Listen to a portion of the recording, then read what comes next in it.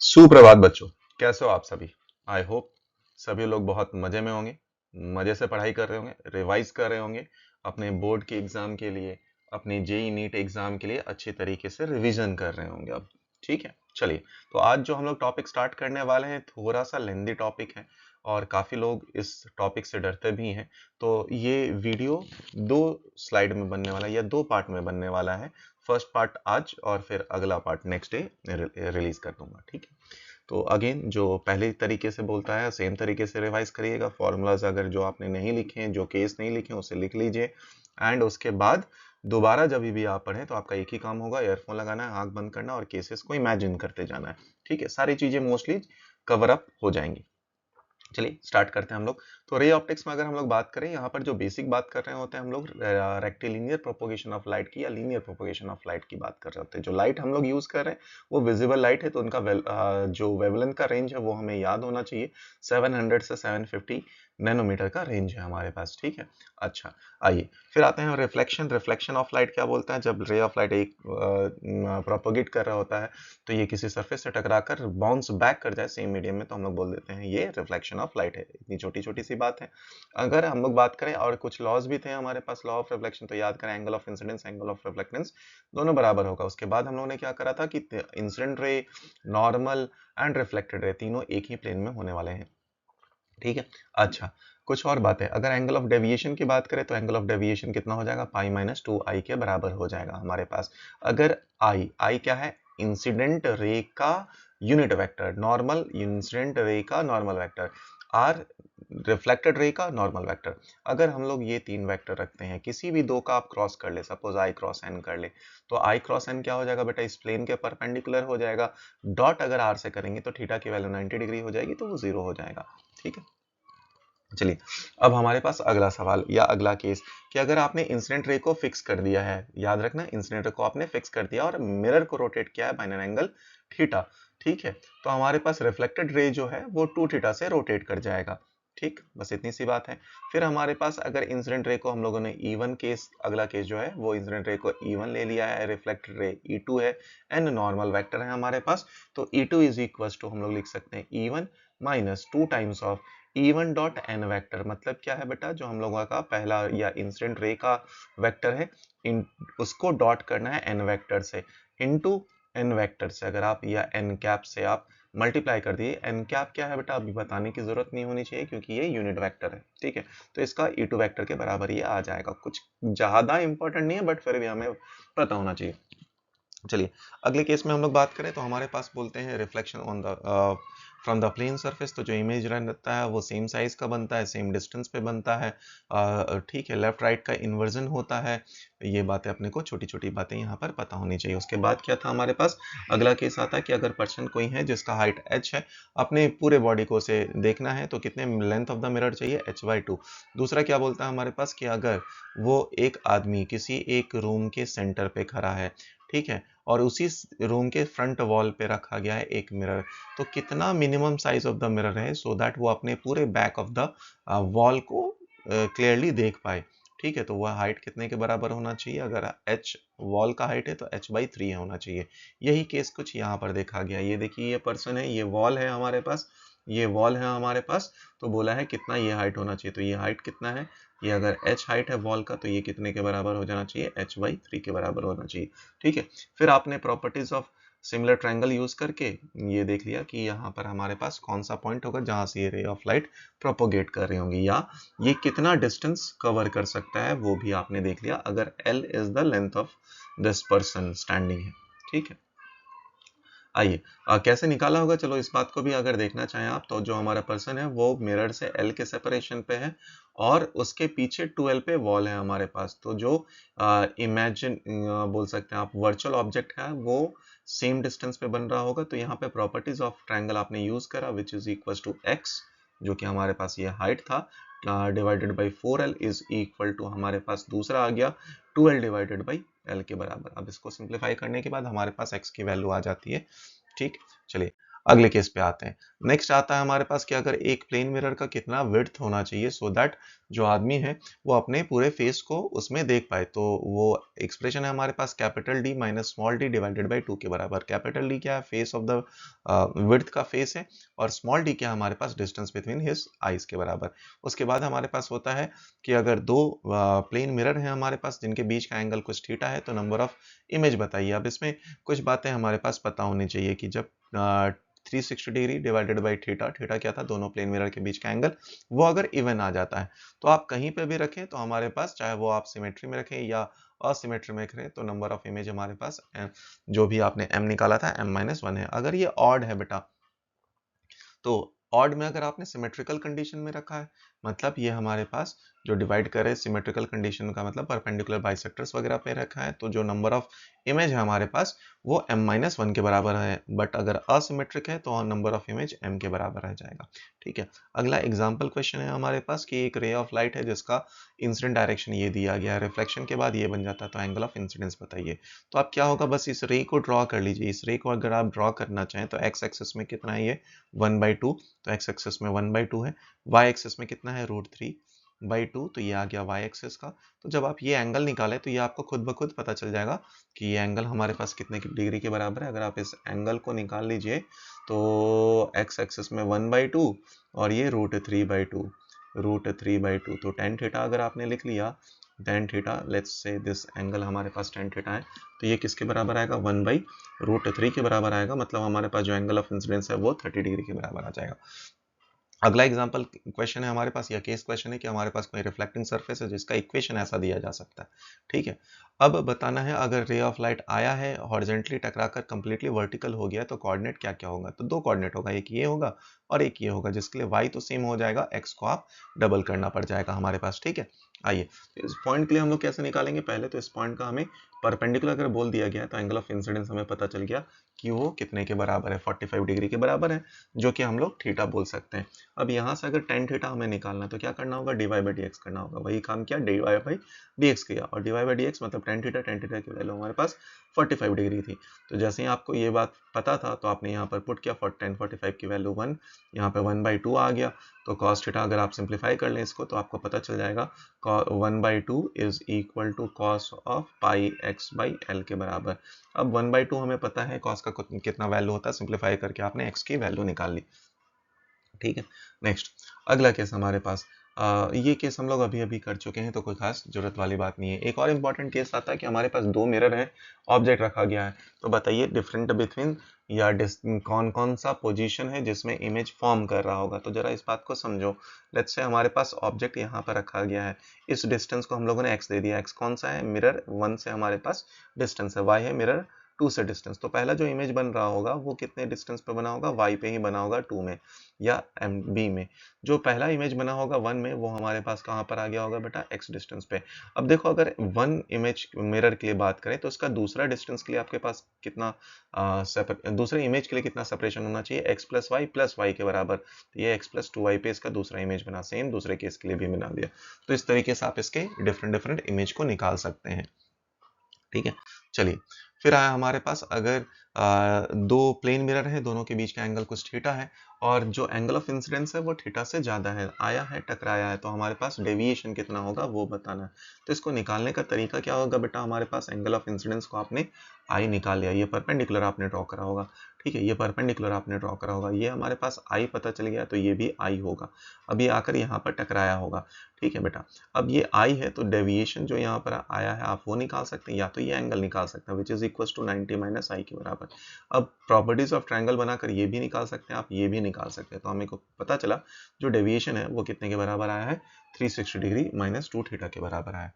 ठीक है, आइए उसके बाद का केस होता है हमारे पास कि अगर नंबर ऑफ रिफ्लेक्शंस हुए हैं तब बताना होता है कुछ ना कुछ कंडीशंस। तो ये रे लिया हम लोगों ने, जो रे आ रहा है एंगल ऑफ इंसिडेंस आई है, ये आया प्लेन सरफेस से टकराया, टकराने के बाद इस सरफेस पे गया तो पहला ये फर्स्ट रिफ्लेक्शन हो गया, ये आया हमारे पास दूसरा रिफ्लेक्शन विच इज I2। अब I2 को हम लोग निकालना चाहें तो हम लोग लिख सकते हैं I2 is equal to I1 minus theta के बराबर होगा। कैसे निकाला, वही प्रॉपर्टीज के ऑफ ट्रायंगल से हम लोग इसको सिंप्लीफाई कर सकते हैं। ठीक है, आ जाइए। तो I2 हमारे पास कितना आ गया, I2 की वैल्यू I1 माइनस थीटा के बराबर। अगर I3 की वैल्यू हम लोग निकालें तो I3 की वैल्यू क्या हो जाएगी, उससे पहले का एंगल, तो कौन सा पहले था, I2 माइनस थीटा के बराबर। सेम अगर I4 मुझे निकालना है या I5 निकालना है तो पहले का एंगल देख लीजिए। अगर I5 मुझे निकालना है तो I4 माइनस थीटा के बराबर। इस तरीके से हम लोग डिफरेंट डिफरेंट इंसिडेंस एंगल निकाल सकते हैं। आइए उसके बाद हम लोग बात किए कि अगर रिलेटिव मोशन होने वाला है, अगर हमारे पास जो मोशन ऑफ द पार्टिकल है वो पैरेलल टू द मिरर रहे तो कोई वेलोसिटी में चेंज नहीं होने वाला, बट अगर परपेंडिकुलर टू द मिरर रहे तो माइनस साइन आ जाएगा हमारे पास। ठीक है, इसको निकालने का एक सिंपल सा तरीका होता है, आई होप कहीं ना कहीं लिखा ही होगा कि velocity of image with respect to mirror is equal to minus times of velocity of object with respect to mirror के बराबर। अब यहाँ से हम लोग ये काम निकाल सकते हैं। इसी सब पे सारी केसेस इसी सेम छोटी सी बात पे ही बेस्ड है।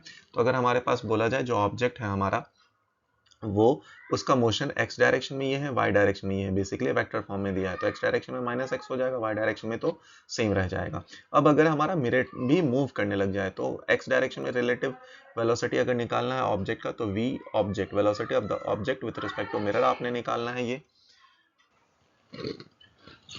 वेक्टर एडिशन में निकालना है हमारे पास velocity of object with respect to mirror, तो ये आ गया vx माइनस vm जो कि है x डायरेक्शन में, और vy डायरेक्शन में हमारे पास सिर्फ सेम vy रह गया।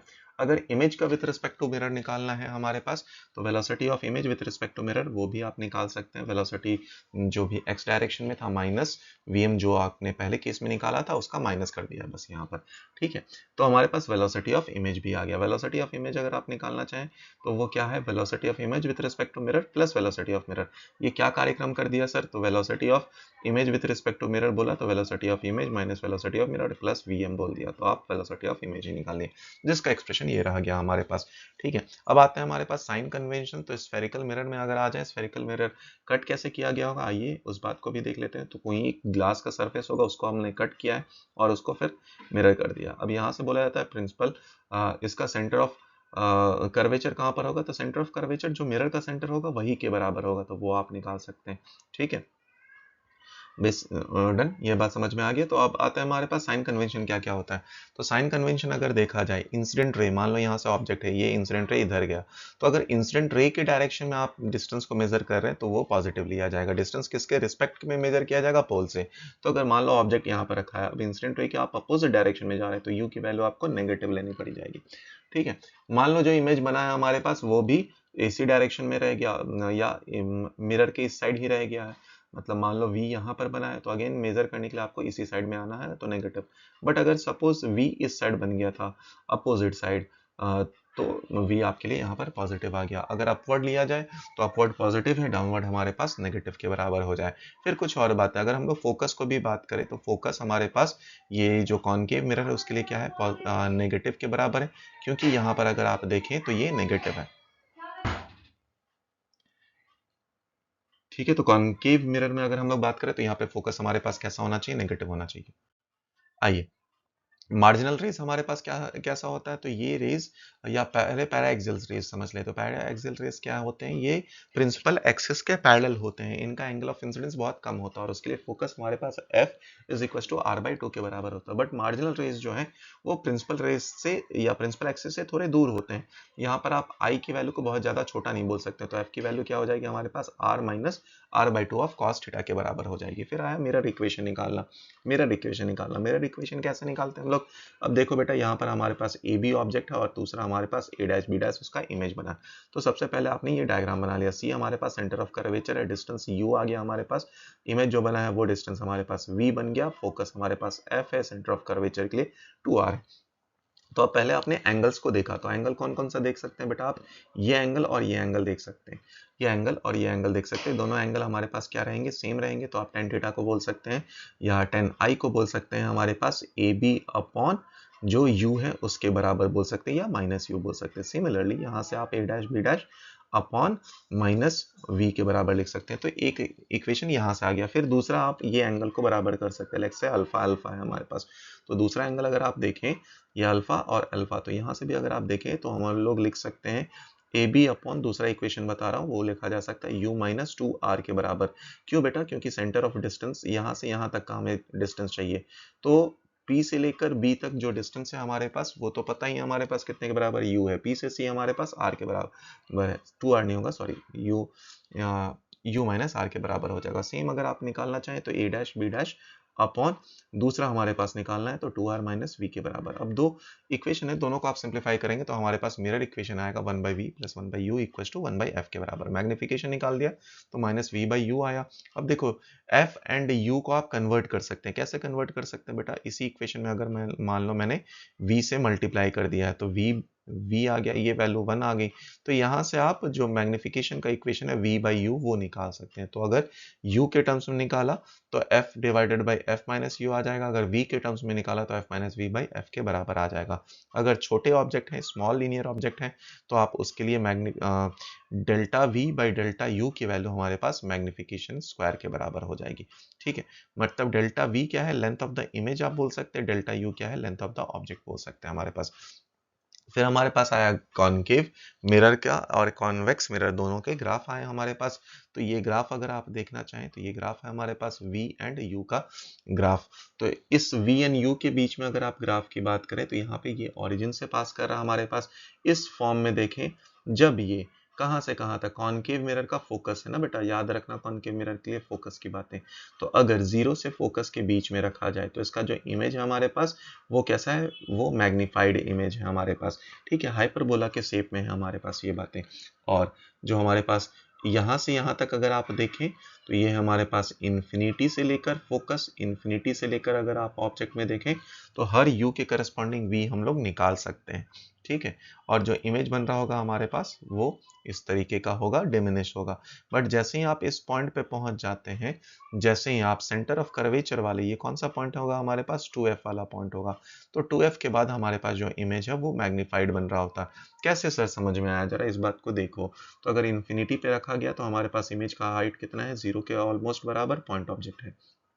ठीक है, अगर हमारे पास C, ये है हमारे पास C का पॉइंट, C और इन्फिनिटी के बीच में रियल ऑब्जेक्ट की बात करें ना बेटा हम लोग, तो रियल ऑब्जेक्ट अगर C एंड इन्फिनिटी के बीच में रखा जाए तो उसका इमेज हमारे पास कैसा बनेगा, ऑब्जेक्ट आप C एंड F के बीच में रख दे तो उसका इमेज का पोजीशन आप देखना चाहें दिख सकता है, तो वो डिमिनिश बन रहा होगा।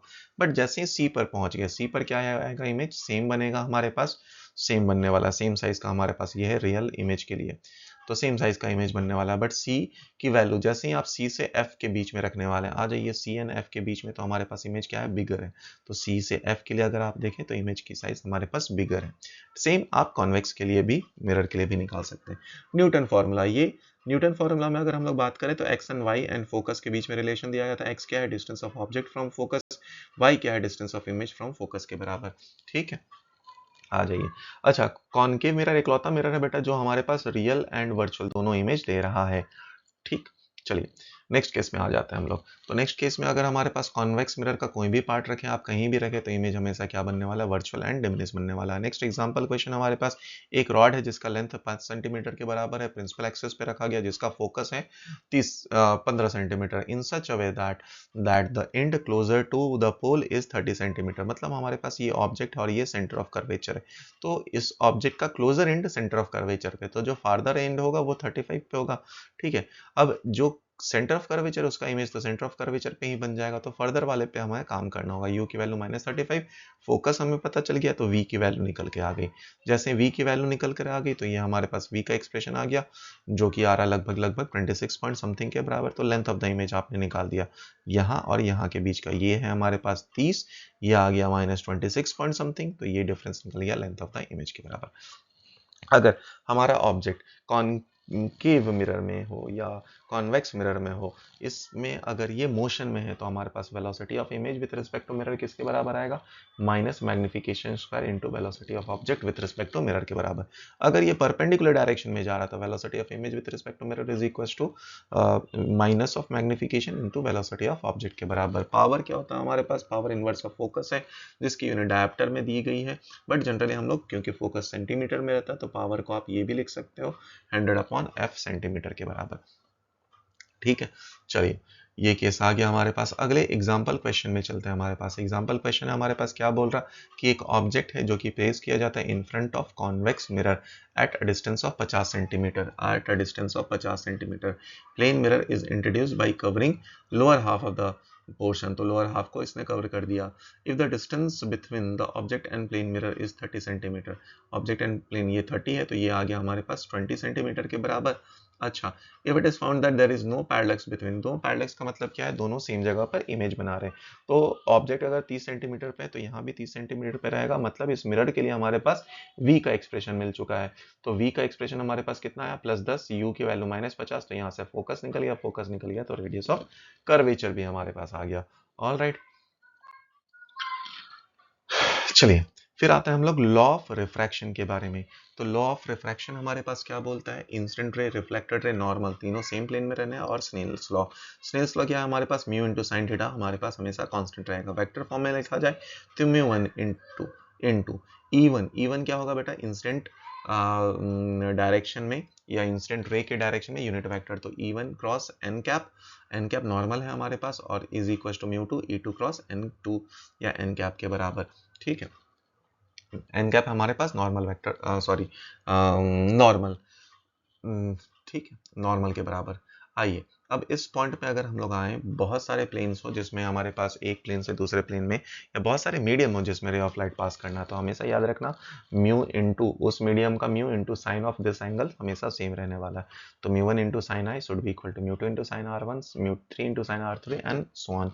अब अगला बात आता है हमारे पास रिफ्रैक्टिव इंडेक्स म्यू के साथ कैसे, या वेवलेंथ के साथ कैसे वेरी करता है। तो refractive index is inversely proportional to 1/λ² के बराबर आता है। फिर आता है हमारे पास ऑप्टिकल पाथ डिफरेंस कितना है हमारे पास, तो ऑप्टिकल पाथ डिफरेंस अगर हमें निकालना, पहले उसके लिए पहले ऑप्टिकल पाथ निकालना होगा। तो क्या है ये, डिस्टेंस रे ऑफ लाइट जो ट्रैवल कर रहा हो वैक्यूम में इन सेम टाइम इंटरवल जितने में वो मीडियम, किसी मीडियम में एक्स डिस्टेंस ट्रैवल कर रहा। तो वहां से हम लोगों ने पहले टाइम का एक्सप्रेशन निकाल लिया, which is X upon V. V क्या है बेटा, उस मीडियम का स्पीड, तो हम लोग यहाँ से निकाले। तो ऑप्टिकल पाथ का डिफरेंस हमारे पास म्यू एक्स के बराबर आया। ऑप्टिकल पाथ डिफरेंस अगर निकालना हो तो आया म्यू -1 इंटू डी के बराबर।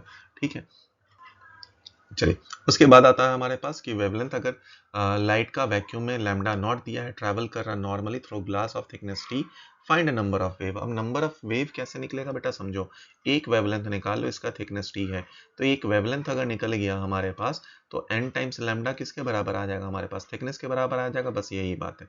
तो n टाइम्स लैम्डा से आपने नंबर ऑफ वेव निकाल लिया, n is equal to thickness upon wavelength के बराबर। अगर किसी मीडियम है तो वेवलेंथ चेंज हो जाएगा, लैम्डा अपॉन म्यू के बराबर आएगा, तो नंबर ऑफ वेव भी हमारे पास चेंज हो जाएंगे।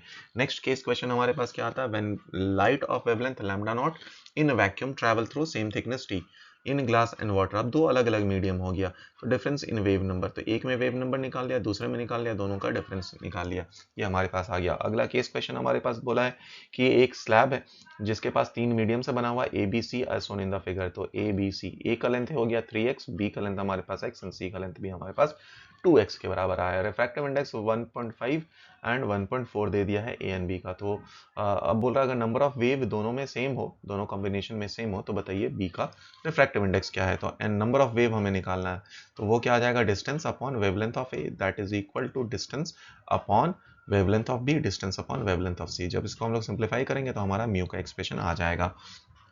आइए अगले केस क्वेश्चन में आता है हमारे पास क्या क्या बातें बोली गई। एक कॉनकेव मिरर है जिसका फोकल लेंथ दे दिया, कॉन्वेक्स मिरर है हमारे पास।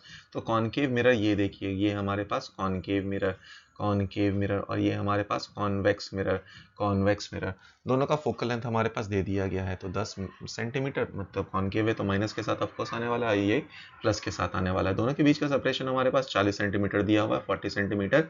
एक पॉइंट ऑब्जेक्ट है जो कि प्लेस किया जाता है on common axis at a distance 15 centimetre from concave. तो कॉनकेव से 15 डिस्टेंस पे ऑब्जेक्ट रखा गया,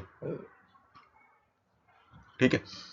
find the position, nature of image, overall magnification. First concave mirror पे इंटर रिफ्लेक्शन हुआ, तो कॉनकेव मिरर के लिए हमारे पास u पता है और f पता है, तो हमने v निकाल लिया। वही काम किया होगा, u पता है f पता है, तो हमने v निकाल लिया। v इस पॉइंट से 30 सेंटीमीटर, तो जैसे ही पता चल गया उस केस में I1 जो बना है हमारे पास वो ऑब्जेक्ट के लिए काम करा, कैसा, सेकंड वाले मिरर के लिए। तो सेकंड वाले मिरर का हमारे पास सब बातें पता ही है। डिस्टेंस निकाले तो ये डिस्टेंस आपके पास -10 सेंटीमीटर के बराबर आ गया, -10 सेंटीमीटर के बराबर आ गया। v हमें शायद निकालना है, तो v u1 आपने निकाल ही लिया है 10 सेंटीमीटर। फोकस हमें पता ही है, जब आपने सिंप्लीफाई करा तो v1 का वैल्यू +6 आया, वहां से पता चला +6 का मतलब ये बिहाइंड दिस मिरर बन रहा है, बिहाइंड कॉन्वेक्स मिरर बन रहा हमारा इमेज, ठीक है। चलिए अब आ जाते हैं हम लोग अगले पे।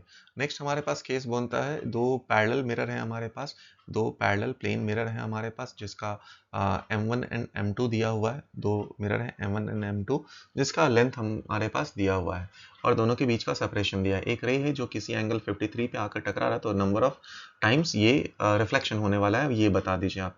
ठीक है, तो जरा समझें, हमने पहला ये एंगल आई है अगर, तो सेम एंगल से ये रिफ्लेक्ट होगा। सेपरेशन पता है हमने, तो x निकाल लिया। ठीक है, बेसिकली आप इसे चाहें तो tan थीटा से निकाल सकते हैं, tan थीटा यहीं से निकाला, आपको सेपरेशन मिलेगा। अब x पता चल गया, तो यहाँ पर आप बता सकते हैं कितने नंबर ऑफ टाइम्स इस प्लेन में रिफ्लेक्शन हुआ है।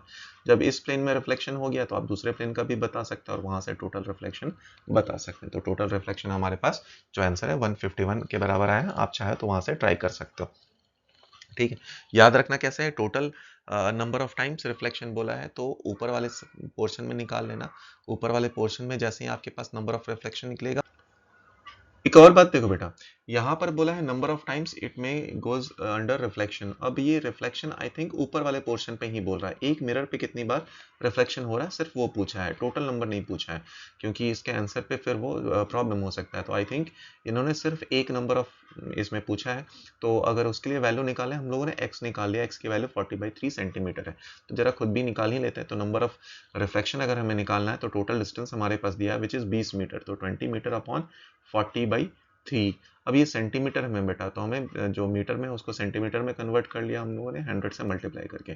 तो इसका अगर आप वैल्यू देखें तो 60/40 आ रहा है, जिसकी वैल्यू आई थिंक 1.5 आ जाएगा, इंटू 100 बोला है तो 150, और एक पहला रिफ्लेक्शन तो 151। ये मतलब क्या बोला है, एक मिरर पे कितना रिफ्लेक्शन है वो बोला है। अगर टोटल बोलता है तो फिर हम लोग डबल कर लेते हैं उस पार्ट को। ठीक है, बट एक ही बोला है तो आप 151 पे बात, 151 हमारा आंसर हो जाएगा। आइए, फिर आता है हमारे पास प्रिंसिपल ऑफ रिवर्सिबिलिटी। क्या होता है हमारे पास, तो अगर ऐसा काम हो जाए हमारे पास कि जो आपने रे ऑफ लाइट रिफ्लेक्शन के बाद गया है वो वापस आकर अपना पाथ रिट्रेस कर ले आफ्टर सेवरल रिफ्लेक्शन। तो अगर बहुत सारे रिफ्लेक्शन होने के बाद भी वो अपना पाथ रिट्रेस कर पा रहा है, मतलब आप ऑब्जेक्ट और इमेज का पोजीशन को इंटरचेंज कर पा रहे हैं, इसी कंसेप्ट का नाम है प्रिंसिपल ऑफ रिवर्सिबिलिटी। ठीक है, फिर हमारे पास आता है रिफ्रैक्शन थ्रू ग्लास स्लैब। तो अगर इस रिफ्रैक्शन थ्रू ग्लास स्लैब में बात करें तो लैटरल शिफ्ट आपसे बताया जाएगा, और इनफैक्ट ये एक्सपेरिमेंट आपने लैब में भी किया होगा। तो आपने पहले ये आर निकाल लेते हैं, किससे, स्नेल्स लॉ से। फिर आपको ये एंगल निकालना होता है, क्योंकि यहीं से आपको लैटरल शिफ्ट की वैल्यू निकल पाएगी। तो ये एंगल आ गया I-R। ये डिस्टेंस हमारे पास निकल आता है, कैसे निकल आता है, ये अगर थिकनेस है तो थिकनेस और कॉस आर से हमारे पास ये डिस्टेंस निकल कर आ जाता है, जो कि आपके लिए हाइपोटेनियस है। अगर ये पॉइंट ए है तो OA आप निकाल सकते हैं, OA निकाल सकते हैं, और उसके बाद प्रॉपर्टीज ऑफ ट्राइंगल लगाकर बेसिकली साइन थीटा लगाकर आपने एक्सप्रेशन निकाल लिया। तो लैटरल शिफ्ट हमारे पास आ जाता है T sine of I-R upon cos R के बराबर। फिर अगर आता है हमारे पास refraction at the plane surface, तो एक में मीडियम μ1 दे दिया और ऑब्जेक्ट हमारा या ऑब्जर्वर हमारा μ2 में है। तो देख बेटा, अगर हमारे पास यहाँ से देखें तो रे ऑफ लाइट अगर डाइवर्ज कर रहा, मतलब उसका समझो कि ऑब्जेक्ट हमारे पास डेंसर में है और जो ऑब्जर्वर है वो रेयरर में है, तो शिफ्ट जो होगा वो टुवर्ड्स द ऑब्जर्वर होगा। ठीक है, ऑब्जर्वर की तरफ शिफ्ट हो जाएगा। अब अगर ऑब्जर्वर हमारा किस में है, डेंसर में। ऑब्जर्वर अगर हमारा डेंसर है और ऑब्जेक्ट रेयरर में, तो क्या होगा, ये शिफ्ट कर जाएगा अवे फ्रॉम द क्या बोलते हैं, away from the surface shift कर जाएगा। तो शिफ्ट का फॉर्मूला जो है हमारे पास म्यू या u इन ब्रैकेट 1 - म्यू के बराबर है। आइए, फिर आता है हमारे पास एपरेंट डेप्थ का केस। एपरेंट डेप्थ में याद करो ऑब्जर्वर कहाँ पे हमारे पास, रेयरर में है। तो अगर आप इसके लिए एक्सप्रेशन निकालें हमारे पास, तो एपरेंट डेप्थ का एक्सप्रेशन क्या हो जाएगा बेटा, डेप्थ की वैल्यू आपको कम दिखती है। तो पानी में अगर कोई कॉइन है, वो कॉइन आपको ऊपर की तरफ दिखता है, तो हमारे पास एपरेंट डेप्थ की वैल्यू कम होनी चाहिए, मतलब real depth divided by mu के बराबर। तो यहाँ से आपने शिफ्ट कर लिया, शिफ्ट का एक्सप्रेशन निकल गया। अब अगर हमारा ऑब्जर्वर है, फिश पानी के अंदर है और ऑब्जेक्ट हमारा पानी के ऊपर है, तो हमारे पास यहाँ पर ये और लंबा दिखता है। तो एपरेंट हाइट की वैल्यू क्या हो जाएगी, mu times of real height के बराबर हो जाएगी। यहाँ से आप शिफ्ट भी निकाल सकते हैं। ठीक है, आ जाइए, और इसी नोट से जो पिछले वाले नोट बोला सेम यहाँ से आप काम कर सकते हैं। नेक्स्ट केस आता है हमारे पास जो कि है air bubble in glass slab का केस। तो ये क्या बोलता है बेटा, हमारे पास एक बबल है जो कि इस पोजीशन पे रखा है। एक पोजीशन से देखने में या एक साइड से देखने में जो आपको डेप्थ पता चल रहा है वो आपको x/n के बराबर पता चल रहा है। वहां से आप basically x is equal to n निकाल सकते हैं। सिमिलरली y की वैल्यू भी आप निकाल सकते हैं जो कि आ जाएगा nb के बराबर। अब टोटल थिकनेस अगर निकाला जाए विड्थ ऑफ द स्लैब वो x प्लस बी के बराबर हो जाए, x प्लस वाई के बराबर, यानी n या ईटा या म्यू जो भी आप बोलना चाहें इसको, रिफ्रैक्टिव इंडेक्स को म्यू को कॉमन ले लीजिए तो a प्लस बी के बराबर आ जाएगा। ठीक है, फिर आता है हमारे पास बर्ड एंड फिश प्रॉब्लम। तो अगर बर्ड हमारे पास नीचे की तरफ आ रहा, फिश ऊपर जा रहा, तो यहाँ पर 4 केस बन सकता है। केस नंबर 1 क्या है, वेलोसिटी ऑफ फिश, जो हमारे पास वेलोसिटी ऑफ फिश है एज सीन बाय बर्ड, तो वो क्या हो जाएगा, velocity of the bird plus velocity of fish by eta के बराबर या न्यू के बराबर। फिर आएगा velocity of bird as seen by fish, तो फिश के रिस्पेक्ट में अगर देखा जाए तो यहाँ पर आया vf, जिसके भी रिस्पेक्ट में आप कर रहे थे vf प्लस, अब प्लस ये आ गया हमारे पास n टाइम्स या ईटा टाइम्स ऑफ vb के बराबर न्यू। ठीक है, velocity of fish seen by rest frame inside, तो अगर कोई फ्रेम ऑफ रेफरेंस है जो कि इनसाइड है तो इसके लिए जो वेलोसिटी ऑफ द फिश दिखेगा वो vf बाई n के बराबर हो जाएगा या ईटा के बराबर हो जाएगा या म्यू के बराबर हो जाएगा। Velocity of the bird seen by rest frame in air, तो ये आ जाएगा हमारे पास vb इंटू एन के बराबर। ठीक है, तो आई होप यहाँ तक आपको समझ में आ चुका होगा। नेक्स्ट पार्ट हम लोग अगले वीडियो में करेंगे जिसमें इसके आगे से स्टार्ट करेंगे और उसको ख़त्म करने की कोशिश करेंगे। ठीक है, तो आज के लिए इतना ही, मिलते हैं अगले वीडियो में, तब तक के लिए बाय बाय, टेक केयर, धन्यवाद।